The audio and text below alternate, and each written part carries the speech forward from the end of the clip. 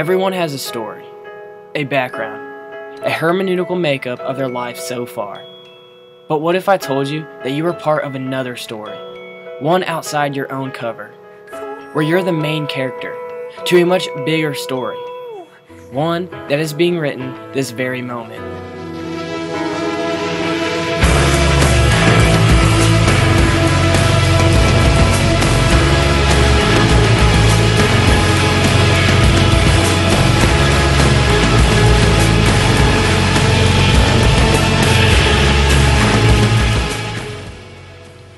The fact about truth is whether you choose to admit it, believe it, or recognize it, truth is still truth.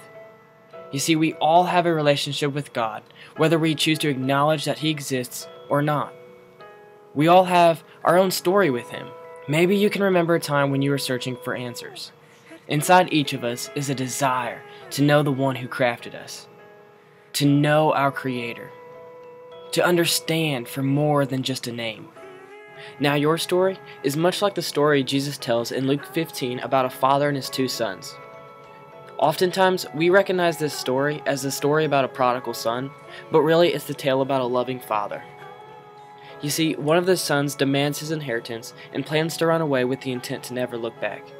Now the audience whom Jesus was talking to knew the depth of his son's actions. You see, for a son to claim his inheritance while his father was still alive, the son was rejecting and essentially denying his father's existence. Basically, the son was wishing his father was dead. So he takes the money and runs, quickly chasing after everything he had desired. However, it doesn't take long for his disclaimed life to quickly fall apart. Stripped and emptied, the son thinks of home and realizes just all that he had left behind. Hoping that his father won't completely disown him, he decides to head back, in a desperate attempt that his father might allow him to have a place among his workers.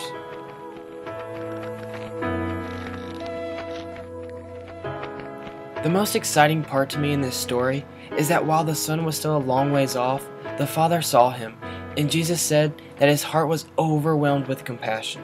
The father ran out to him, embraced him, and kissed him. The son started to speak. "Father, I've sinned before God. I've sinned against you. I don't deserve to be called your son." But the father wasn't paying attention. He called for his servants to come quickly, bringing a fresh pair of clothes, put the family ring on his finger, and sandals on his feet. It doesn't matter how far you've gone, how much time you've spent running, or how many miles you've distanced yourself from God. He is the Father, peering out, waiting for you, to embrace you with love, security of a future, and title you as His child. It is said that if you want a happy ending, that of course depends on where you stop your story. At one point or another, we have all ran from God, and maybe you're still running. The reality is that somewhere along the way, you were introduced to everything else in this life, adulterating yourself until the very idea of a divine absolute was left disowned. In a fallen world, whether out of contempt or ignorance, you chose to deny God's presence from the chapters in your life. The beauty of God is that He meets you on the exact page you are. There is no certain chapter you're supposed to be on or number of pages you were supposed to have completed. While the pages of your past have already been written, God is so much more concerned about the pages that are yet to be written.